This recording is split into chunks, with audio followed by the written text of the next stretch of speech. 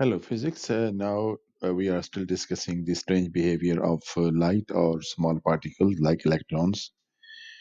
Sometimes they behave like a particle, and sometimes they behave like a wave. And a strange thing is that whenever there is an experiment where we want to detect which electron has passing through this double slit experiment, and the electrons shows different behavior. So in this experiment, we are showing that we are now using instead uh, of electron, we are using photon. So this is a single electron, single uh, pass. So this is a double slit experiment. So this is a photon source, and this is another photon source. This is a blue light. It means one kind of photon is going, and then there is a crystal. It split this photon into two. One photon goes to the screen, and other goes to the detector. And detector is far away from this slit. Previously, we have put this detector here, and there was a doubt that it might be detector is distracting the photon.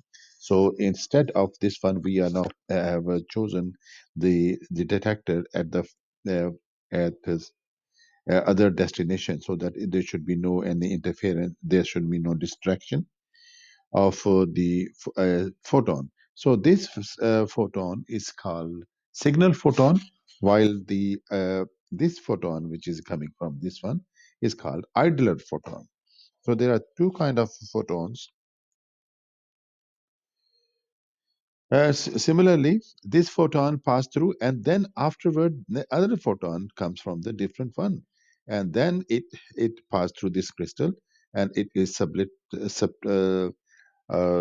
into two, and another one goes to the screen, and another one is detected by the detector too, and this is connected to the computer screen, and this is called the coincidence counting signal. So signal and idler photon, so they are landing on the same time. So this land on the screen, and this land on the detector same time. So, but it is far away from this one, so there should be no disturbance. Uh, so after a long time, this setup, the detector do not interfere with the incoming photons. So that is the goal of this experiment. So single photon, which photon hit the screen, as we can know from the detector one or detector two. So and then uh, after a long time of exposure and on the detector screen, the result was there was no interference. So it is the same set of conclusion when we have when the detector was residing near the slit in order to watch, to observe which photon is passing through the slit, which is causing the interference pattern. So by placing the detector far away from the slit, we have the same kind of result, which is no interference, just a band of bright and dark fringes. So next one was to place the uh, detector far away from this one. This is not coincidence. Coincidence is that mean both legs are the same. This distance is the same as this distance.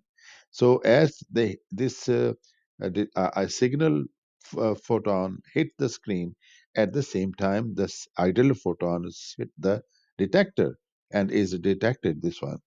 So now we have placed the detector far away from the distance from s- uh, uh, this crystal to screen. The crystal to detector is far away, so there is a this is past and this is future. Then, so when the detector hit, and afterward this detector hit the screen, and afterward the same idler corresponding idler hit the detector. So signal photon hit the screen first. Second, then second photon hit the uh, uh, idler photon hit the detector. It hit the detector later. So this signal is past, and this idler is future, the past and future. Now the signal photon and the idler photon has a time delay. They there is not any there should be no there's not any interference or disturbance of the detector to the photons. So result, we should get an interference because there is no any disturbance from the detector, because the detector is far away, and also photon has already been reached when the idle detector hit the detector. Idler photon to hit the detector. So result, we should get the interference pattern, but no interference pattern was observed. So this is called retrocausality. The future can be influenced the past. So if this is true, the detector do not disturb the signal photon, but its impact has still been observed. It's a space, and also the connection between the two entangled particles goes beyond the space and time. So also space, uh, and in this one there's a space. That was why there was no interference, because the photons know that they are being observed. In this one, after the photon has hit the screen, even then the photons are communicating, and this photon which hit the screen, it has already sent a message that do not interfere. I have been observed. So this, and we will discuss again in the next video, its conclusion.